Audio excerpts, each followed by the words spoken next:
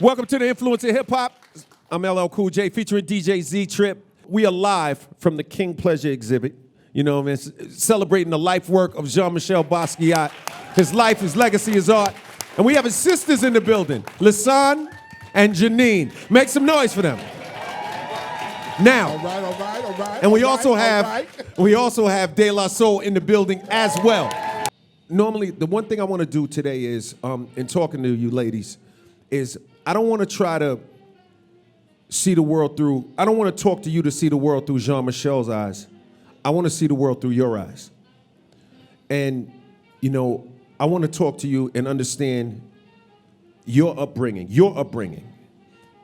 because that's would probably be a similar experience for you, but to Jean-Michel, but I want to know about your upbringing. So tell us, we discussed it a little bit before, but tell the world, tell me about your upbringing.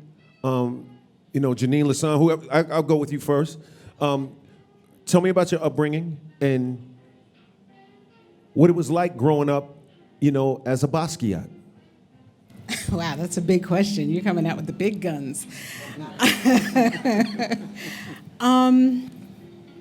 Coming up as a Basquiat felt different. We are first generation. Our father was from Haiti. He left Haiti in the middle of what was going on in Haiti with Duvalier. And so he came to this country with that on his back. Our mother was a black Puerto Rican woman from Brooklyn, Bushwick specifically. And our parents really had this different vision for how they wanted to raise their kids and the kind of life that they wanted to curate for their children. So we grew up going to the museum in Brooklyn, going to the Brooklyn Museum, going to the Prospect Park, the Meadow in Prospect Park, Grand Army Plaza, library. We grew up listening to jazz and to classical music and to, Shirley Bassey and Peggy Lee and music all the time, every day, all the time. And we also grew up in a household where it was very important to our parents and to the people around us that we were raised in culture and that we were raised to think and that we were people who could achieve whatever it is that we wanted to achieve. Now, of course, from the Haitian perspective, that should be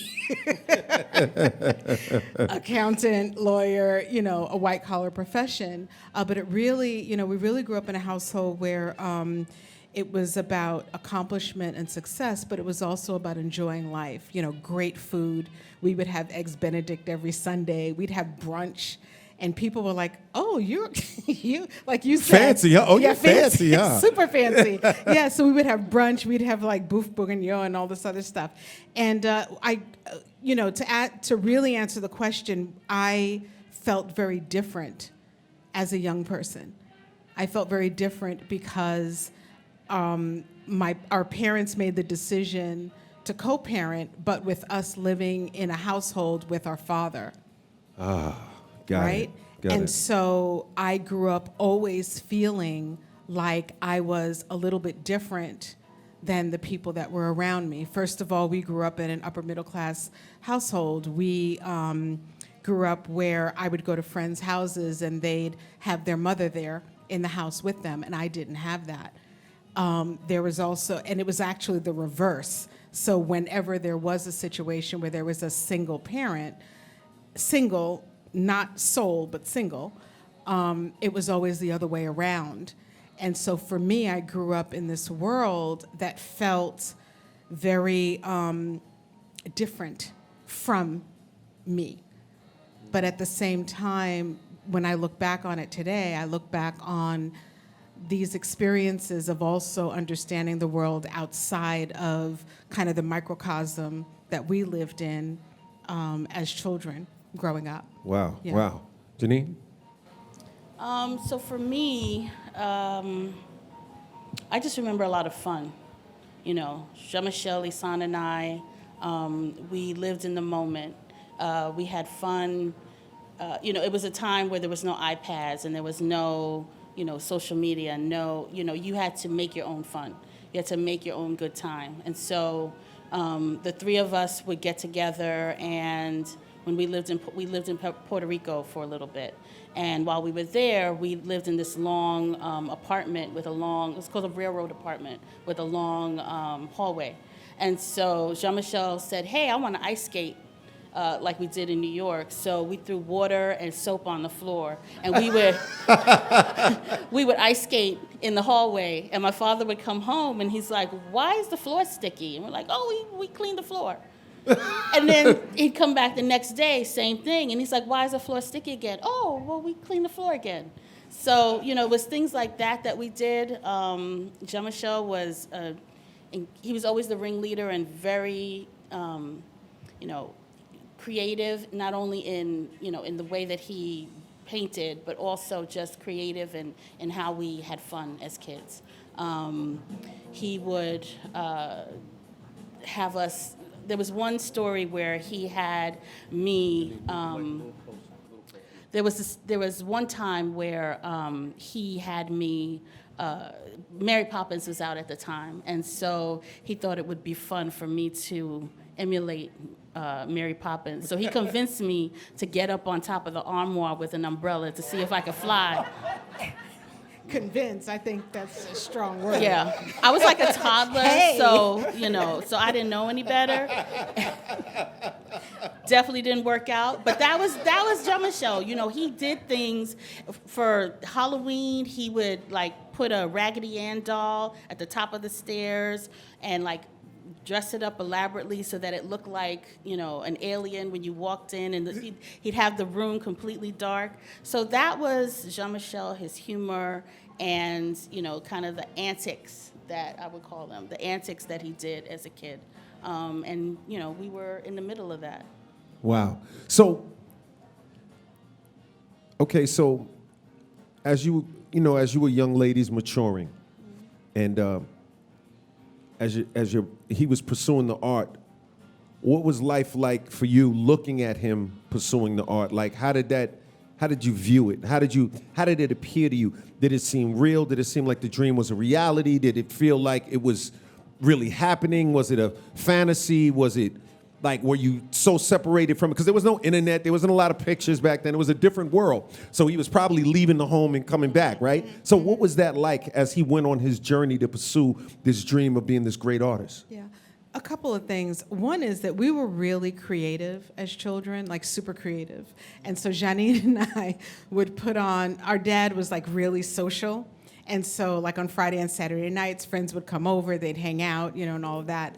And Jeanine and I would put on these really elaborate productions where we would sing and we'd perform songs and we would do these little skits and all of that. And so we would, perform, and it was a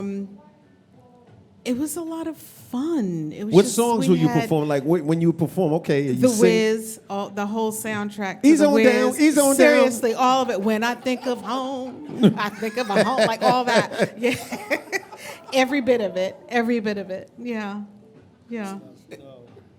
So, yes, we had a lot of that going on. Jean-Michel, There you go. when he Don't get me decided to leave, he would leave. My dad would kind of bring him back. He said, I want to be an artist. I don't want your idea of what it is to have a career. I'm not interested in being a doctor, a lawyer, an engineer, all of those things. I have, bigger dreams for myself. He told your father that? Yeah. Yeah. And, it was hard for him as a Haitian to understand that. For him, being an artist was a hobby. It wasn't something that allowed you to pay your rent. And since he came to this country at a young age, struggled himself as he worked to earn his degree as an accountant, he didn't want to have the same thing for his child. So, so Jean-Michel would go back out, go to Washington Square Park.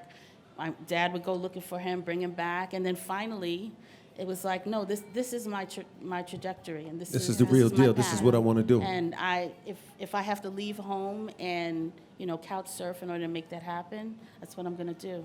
Yeah. And so Yeah. to make that decision was a lot of courage. Yeah. A lot So of courage to do that. I want to just point something out. Like a lot of people don't think about. You guys inherited, obviously, the estate from Jean-Michel's father. This is your brother we're talking about. So That's right. we have to humanize Jean-Michel and remember that we're not talking about an object. We're not talking about a painting. Correct. We're not talking about, we're talking about a human being that's their brother. Let's be clear about that. Yeah. That being said, I also want to make it very clear that you are two women who together are managing this huge estate. And so I'm going to go back to the beginning, but I just want to put it in everybody's mind and remember that they are literally managing this huge legacy, and it's up to them to make the decisions on how this legacy is going to be laid out to the world and how it's going to continue. So I just wanted to say that. So, yeah, let's have a round of applause. Influence in hip hop, LL Cool J featuring DJ Z-Trip. I have the Basquiat family here, well, Heriveaux and Basquiat, and I have De La Soul in the building. So, Before you touch on that, yeah. though, I was thinking about that when you were speaking earlier about when you asked the question of whether he was going to continue, the two of you. And absolutely, because you guys have to do that for your legacy. That's right. You have family, and legacy is so important, and it's going to live beyond you. So your children and their children and so forth, they're going to have to carry that on, and it's important for you to continue so that continues to happen. So That's right. that's a beautiful thing. No, that's beautiful. right. Thank you. But before I jump back in, did you have questions that you wanted to ask? Like, were you thinking? Did you have a thought? or- Way off the beaten path, though. That's 'Cause I know okay. y'all Like, from you the- know, I can y'all back from up the- for a minute. Y'all from the Haitian culture. What is that black rice? That is so delicious. Oh, with the ink. Oh, the Yeah, black yeah. with the ink. Oh my God. Yeah. Woo! Is it squidding? I don't know what that black rice is mean. the black With some rice? shrimp in it. You know what I'm saying? Man. Oh, what is boy. up with the black rice, for real? Talk to me. Did you hear that? Talk so to the me. dye in it is from a special mushroom. Say it again. Mushroom The is that? dye, what makes it black is a mushroom Oh, it's that mushroom. they use that they use to dye it, similar to how they use ink for pasta. Yeah. So yeah, I've never made it, but it is the. But it bomb. must add a certain flavor Oh, to it, too, though. absolutely. Because it tastes Without it- delicious, I'm trying to tell you. absolutely. Yo, I'm so hungry, B. You can't do this to me. You really are off the I beat am path. hungry, though. I need some Haitian I'm food. hungry. So we need some. I am hungry. I ain't gonna lie to y'all. Some of that fried fish. Come on now. I Oh, guess man. for me, it's not even Some a. pickles. It's not necessarily even a question. It's just great hearing you talk because I remember Dave. He was Haitian, and Right. and just being in his home and at a young age seeing his parents, it was the same thing. Like really, like so. You really think you're gonna do this hip hop thing? What is this? What is this noise? Yeah, his whole family was Right, like right, that. right. You know, His because aunties, everybody weighed right. in. And That's one thing about Haitians. The whole family weighs in. That's right. Yo. Loudly. But Loudly. it was something that truly for me, I learned to truly, because they were very loving to us, but Miss Jollicourt, Dave's mom's, like she played no games, like But she didn't make the black rice, but her rice was banging. Her rice was banging. Her rice was on point. Very on point, but she didn't off make the the rice. black rice, though. I need some of that black rice but right no, now. I'm talking about No pun intended. when we started traveling and to see how different cultures like of black people could be like, yo, we love y'all. But the way sometimes you think, it kind of, yo, we know struggle. Like, you should be thankful that you're not struggling the way we struggled. So you should be doing way more with your thinking and your mentality in your life. And it made me understand, like, wow, this is what Dave's parents was on with us. Like, you can look at like some of your other fellow black brothers and sisters in the neighborhood and be like, y'all need to understand, like, Haiti is no joke. Like, where we come No from. question. You know what I'm saying? So Yes. I really got that as I got older. You know what I'm saying? Yeah, that's powerful. That's But powerful. Don't also don't forget that Haitians are very proud people. We could have really nothing, but the joy is in the love and in family and all of that.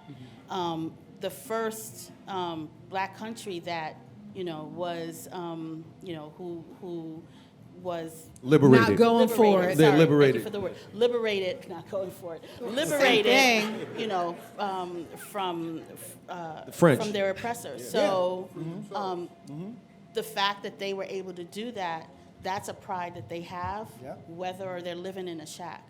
So that was taken and brought here Yeah. and instilled in us that you need to do better than we did and what our ancestors did. So I'm so sorry. Go ahead.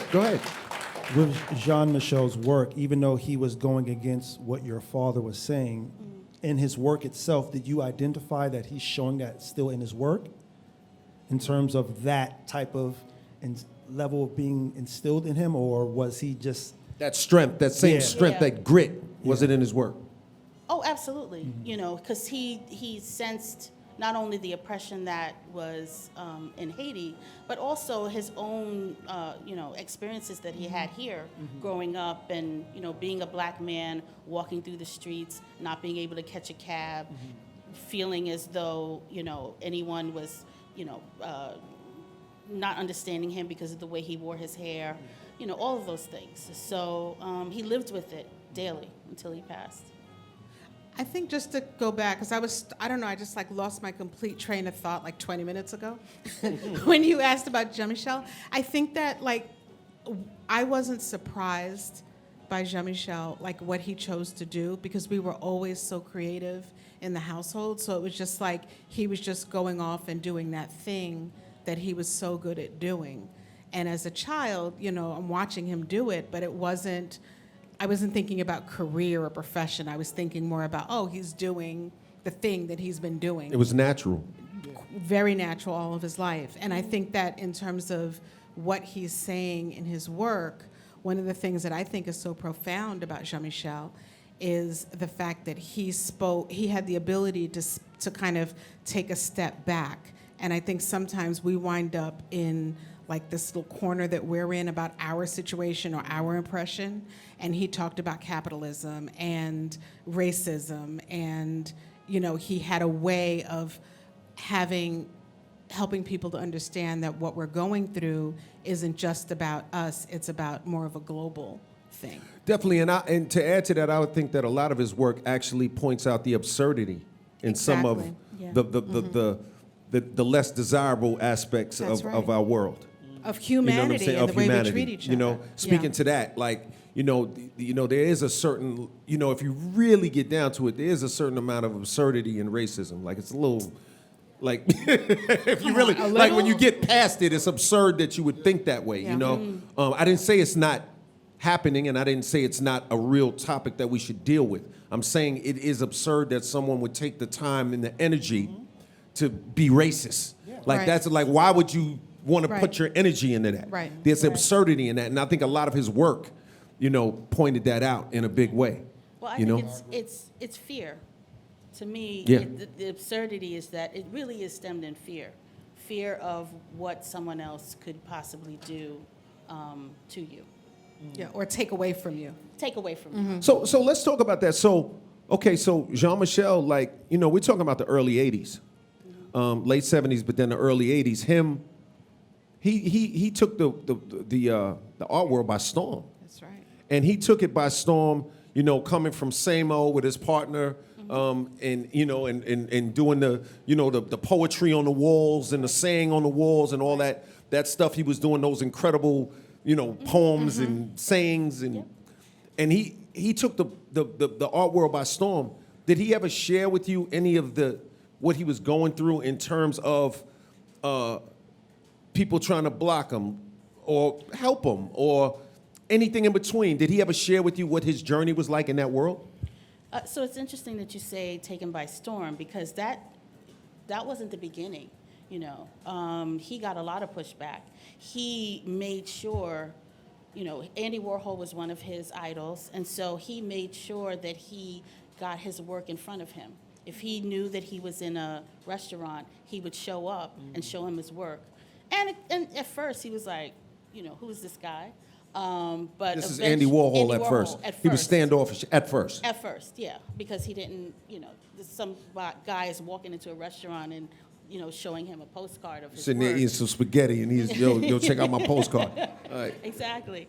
But then once he had his show at PS1, and he started taking off and having shows at Anita Noze and Mary Boone, I think the world realized, oh wow, this guy is doing something different, different than what we've ever seen, and he has a voice. But you still had critics, and you still had people that were not ready to hear what he had to say, and you had museums that were offered work and not willing to hang it. Today they wish they had that work, but but Boy, that do was, they ever. But that is the reality of what he went through. So this I would be so happy for him to see where he is today, because it took a lot. It took us so many years for people to finally give him his flowers. It's a beautiful thing. It's a beautiful thing. Influencer Hip Hop, LL Cool J featuring DJ Z Trip. And we are talking to the Basquiat and Heriveaux family, Lisane and Jeanine, the sisters of Jean-Michel Basquiat. And we are De La Soul in the building. The day, the la, the soul. You are protected by the day, the la, and the soul. So it's crazy. That's amazing. So, man, I forgot what I was going to ask. I had a question. Because you caught the sissy. Yeah. So, wow, it's unbelievable. So, the question I was going to ask was more about, the pushback. The pushback. So let's dig deeper into that. Like, he did PS1. He made it in. Did he share those stories with you, though? Did he, share any specific, other than the restaurant postcards with Andy Warhol, did he share any moments with you that, you're comfortable sharing, that talked about what he was dealing with as he navigated his way through the art world? That's the best way to say it. I think it was more about acceptance, right? So when you're having a conversation with a sibling at midnight when you come home, right? It's not like, oh, I was out there with, so-and-so. It was more about, Jean-Michel had a purpose. He was really driven, and he felt resistance, right? No one really understood what it was that he had within him. And if you look around at his artwork, this is a lot of energy to have within yourself in a world where you have dreadlocks and it's the 70s and you're a black guy and, people don't understand where you're coming from because there were no role models for him. There wasn't a Kehinde Wiley or someone else for him to point to where he can say, oh, there's a black man who has done this thing. So it was a constant challenge. And I also, and he didn't say these words to me, but I would offer that I think it was he knew it was a challenge, but he was navigating it. He was figuring out how to flow through and around that challenge and to show people that what he had within him was something they truly needed and wanted to see. Okay, so it's obvious you ladies have explained to us that you had a patriarchal household. Your father was the head of the home.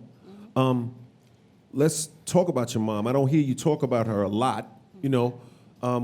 How did she respond during this journey that Jean-Michel is on as he went on this odyssey? How did she respond to that? What was her input? How did she feel like? Our mom was really creative, and again, she wasn't in the household. But we saw her all the time, and she co-parented. And she didn't fully understand it, and our mother was also very creative. She was very creative and artistic person herself. What was your mother's name? Matilda. Matilda. Okay. Black Puerto Rican woman, gorgeous woman, seamstress, very creative, crocheted, all of that. She grew up in Brooklyn. She was tough as heck, soft and also super, super tough. She'd jack you up. She was not playing. With her words. But she was supportive, you know, not out there like, let me show you how to do it, but her heart was a heart where she could accept a person for who they were, and she accepted Jean-Michel for who he was. And so, I asked this question, just one more question on the subject of your mom. You know, there are no rules to this, and there are no rules to family. So people can choose the family the way they can set your household up the way you want. It is unusual, however, to hear about, you know, a man taking custody or being the main parent, you know, taking on that responsibility, especially when the In mother that is, year, yeah, you back know, then. back then, especially back then, Yeah. right? That was really unusual. How did, like, are you aware about how that decision came to be or why that decision came to be? I don't want to like don't reveal anything you're uncomfortable with, but how did that happen? We won't. And our parents, they got together and they were kind of creating the American dream. And they were very disciplined and strategic and structured about the way that they were going to do it. And the relationship did not work out. They were married for 13 years and it didn't work out. And then my mom and dad went to kind of figure out like how they were going to navigate this, who was going to raise us. And my mother made the decision that she was going to have our dad raise us. And she did that. As a child, I was very hurt by it. I was confused by it. I was angry because it wasn't a world that I saw anyone else living. I didn't see anyone else whose father was raising them, so I was very angry with her. And then later on, what I came to understand was that this thing that our mother did, this decision that she made, was actually an act of love. It was an incredibly emotionally healthy decision to ensure that we grew up in the life that they had started to create for us. Wow. Because our father was the breadwinner. Now, mind you, our dad supported her for the rest of her life, so it wasn't that. It wasn't a fear of that. But she did not want to be a single mom trying to figure it out when our dad had the ability to do it. And they had that conversation, and that's how it wound up happening. That's I pretty was special. angry and hurt and upset as a kid. It was hard. It was really hard. But then later on, when I became a woman, and we had the opportunity, my mom and I, to really sit down and talk about that, she would allow me to ask her the same question a million times and to ask her whatever I wanted to ask her about it. And, you know, she didn't hide it. She was unapologetic about it. And she was like, listen, this was what we did, what we believed was best for you three. So That's yeah. wow. It's powerful. So, obviously, Jean-Michel became a magnificent artist. Most people know the story of his passing. We don't need to dwell on that. Your father inherited his estate, all of this body of work, this physical body of work, very different from a master, even masters or songs. Like, it's a physical body of work. So that means there's storage, there's a lot that goes into inheriting this estate. This is not just like, you know, a hard drive or a USB. Got it, you know. Todd, can I correct you on one thing? Please. Our dad, yes, technically, legally, he inherited. Our father claimed his son's estate. I love that. That's what Round of happened. applause. That's what happened. He claimed it. So let's get into that. Talk about that. How did he claim it? Who did he claim it from? Like explain that a little bit.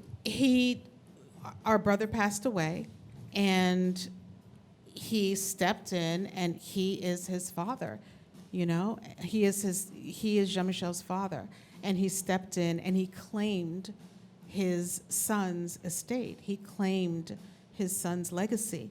He took a moment to sit back and figure out how he was going to ensure that Jean-Michel's legacy was protected, cared for, respected, and honored. He had the hard conversations that he needed to have with people who were like, we're in the art world, so we're going to come and tell you. And he's like, you ain't going to tell me about my son. You know, he left his full-time role to learn the business that his son's legacy was in, and he claimed his son's legacy. That's what happened. If you don't mind me while asking. also, you know, losing I cannot imagine, you know, he did that while also continuing the life that he had, continuing, you know, we were young. I was 24, Jeanine was 21, you know, and he lived his grief and his shock and his trauma of losing his son, while also living with the spotlight that then came on and all of that other stuff that came along with this horribly horrific tragedy that fell upon his family.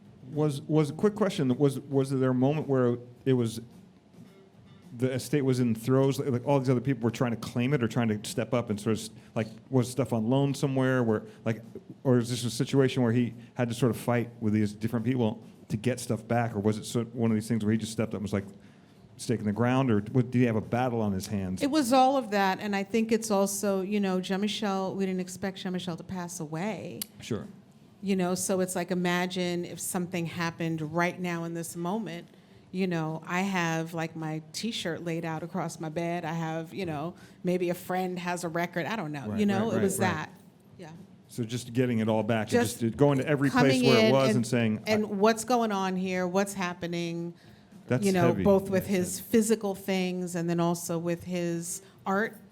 You know, and just making sure that, and also having, and that's where that Haitian kind of like, yeah, all that's great, but let's like get down to it, right? Just making sure that things were taken care of and that he was claiming his sons. And how long did your dad manage the estate for, ultimately? Till 2013 when he passed away. 2013. Yeah. And at that time, that's when you took over the management of the estate? Correct. And obviously, you know, I'm very clear, it was sad, now your dad has passed, and now that's kind of like probably the feelings, a second rush on top. It's like, I can only imagine, so I won't It dwell. actually was the third rush because our Okay, mom yeah. passed a year before that. The year before no, that. sorry, excuse me, 2008. So 5 years prior to that. So, you know, it was one loss after another. So, you know, it was really important for Lisane and I to really connect and really make sure that not only were our separate lives important in what we were doing outside of this, but that we stay connected with this thing that is so much bigger than she and I are, and that it really is something that we, you know, hold like an egg and pass down to future generations. You strike me as strong. Obviously, you have to be in order to manage what you're managing. That being said, was it intimidating? Did you like, you know, did you feel like inside like, whoa, I hope I can handle this? Like, honestly, like, did you, you know, I know you can handle it, but what did it feel like when, I'm saying beyond the grief, I understand, you know, I'm talking about now, I have to put my corporate hat on, I have to be a businesswoman, you know, I'm an executive, I'm running this huge estate, these crazy sales are happening, the world is talking, you know, this is our thing now. Yeah. What did you feel? So we come from a family of pioneers and strong women and strong men. You know, my grandmother in Haiti was a force. And, you know, her son came here, brought his entire family after him to this country. My mother was a force. And my dad raised us in a way that there was no option but to be responsible and strong. No other option. You were prepared. And so we knew that we had to, for lack of better words, put our big girl panties on and handle our business. And yeah, when we first stepped into that room, which seemed bigger than this, with a whole bunch of lawyers, you know, it was a little like, okay, this is different than what we're, you know, used to dealing with on a daily basis. But, you know, we looked at each other and said, we got this. You know, we know there's never been a doubt of what our purpose is in this. And so we knew Right there, just real. And what is your purpose?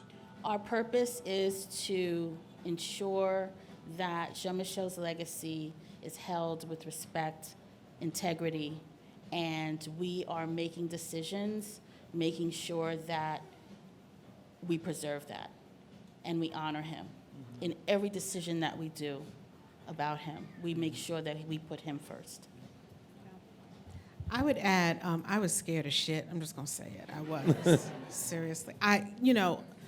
For me personally, I processed, it was like when Jean-Michel passed away, I grieved and I kept it moving because I was young and I had a child of my own at the time.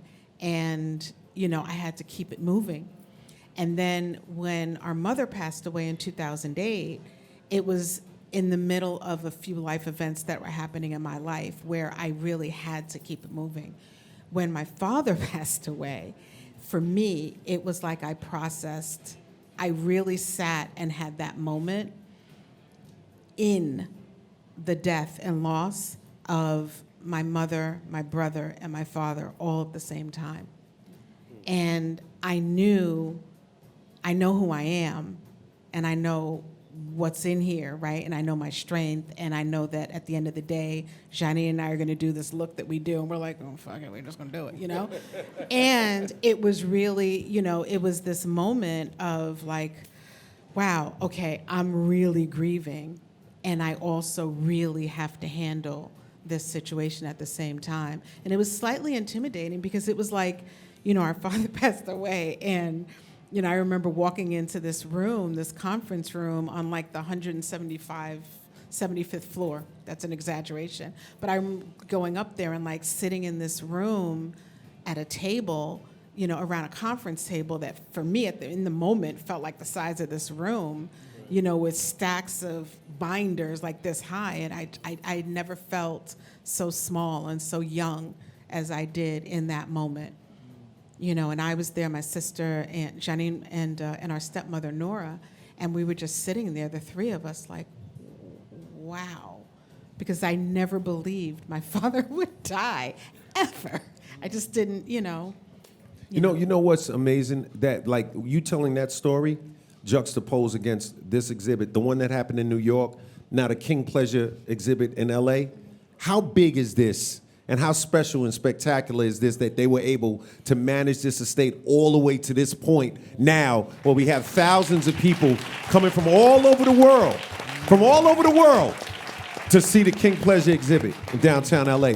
Yo, it's the Influence of Hip Hop, LL Cool J featuring DJ Z Trip. I got Lisane and Jeanine in the building. You know what I mean? And I also have Maceo Imposter News in the building of De La Soul.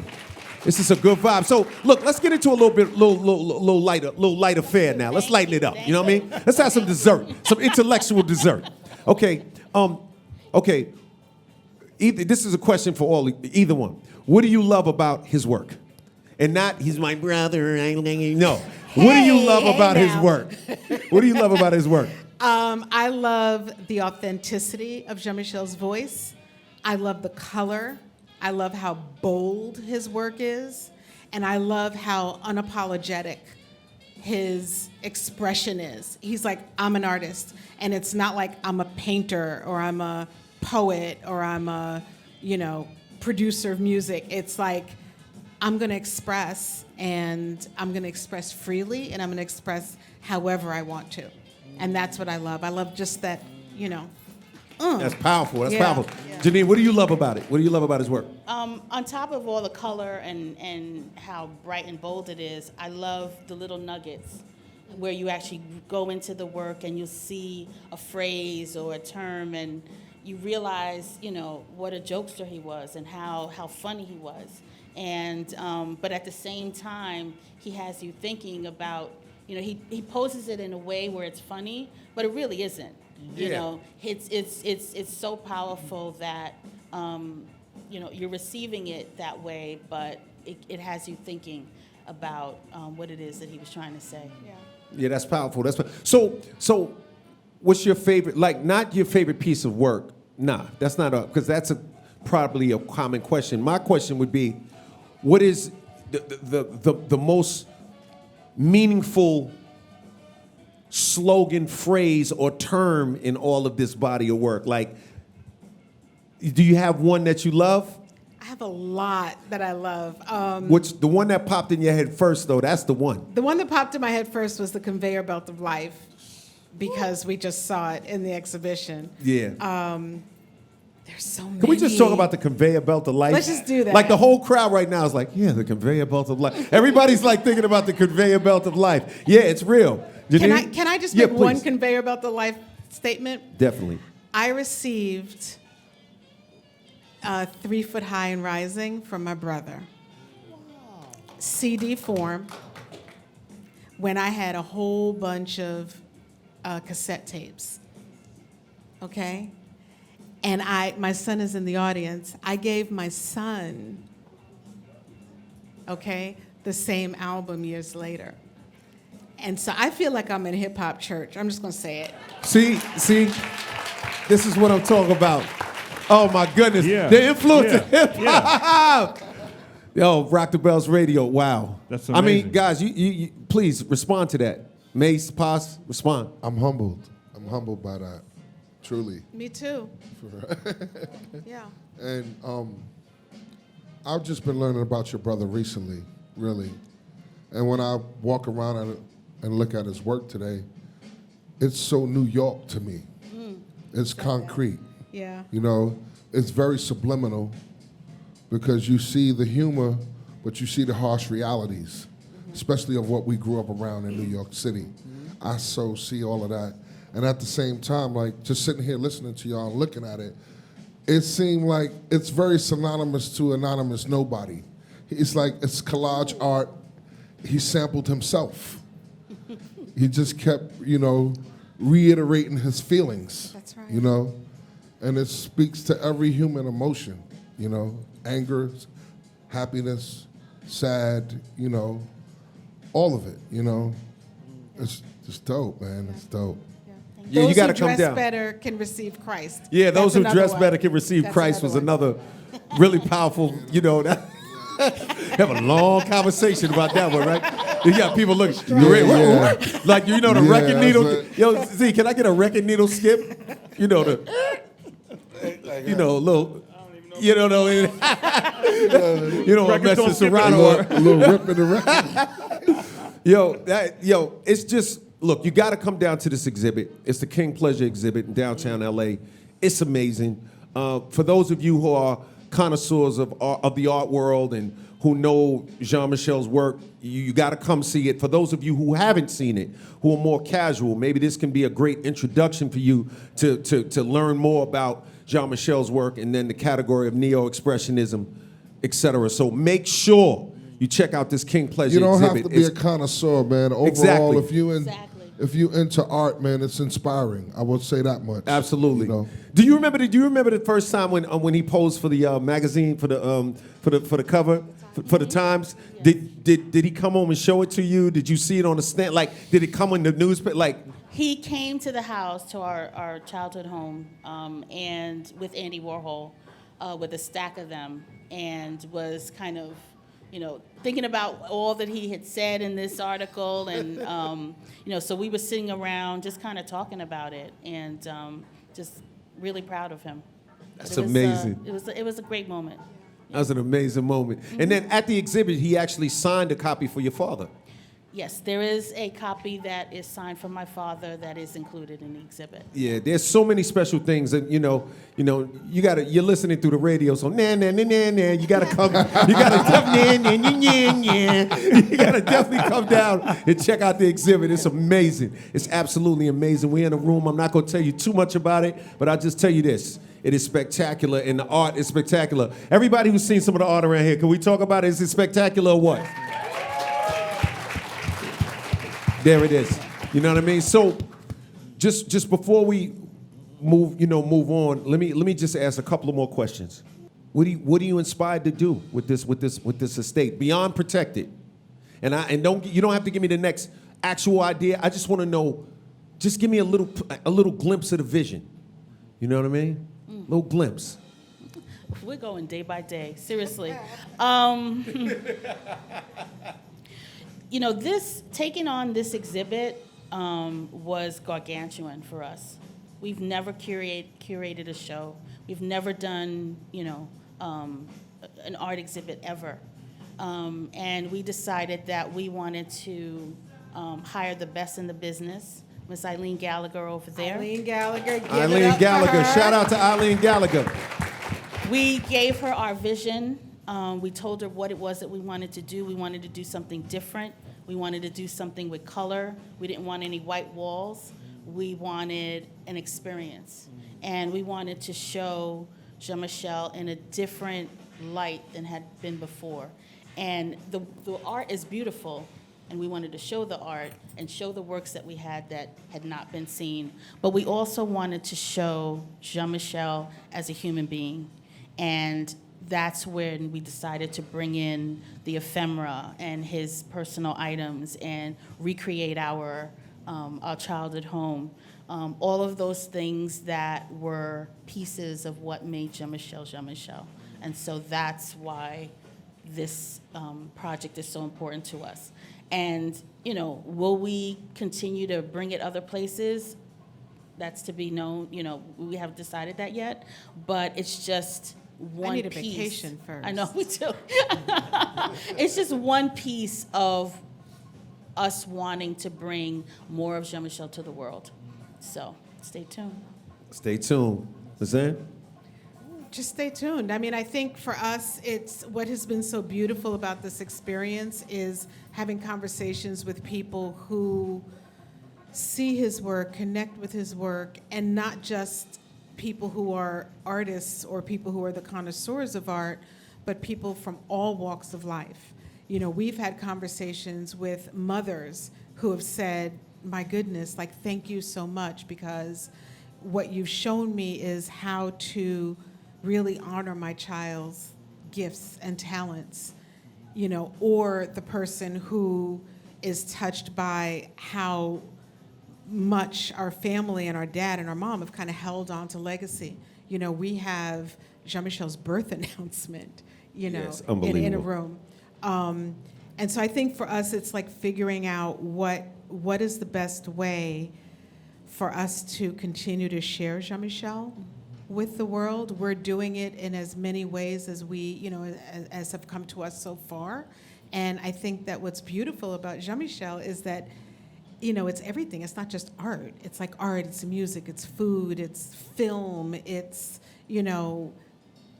exhibitions, it's all kinds of things. So I think it's like whatever it is that we decide we are going to respond to. This is in response to all of the people who have said that they really want to know more about Jean-Michel. They want to know who he is. They want to know more about, his childhood.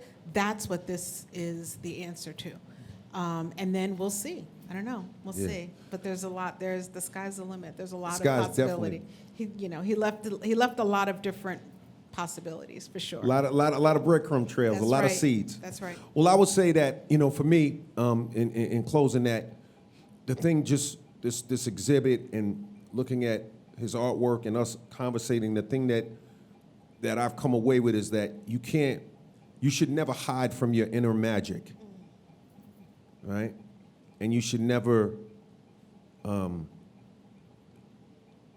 close off the doors inside of you that lead to the creative unknown. You know what I'm saying? You should be open to that. Yeah. And don't be afraid to be who you really are.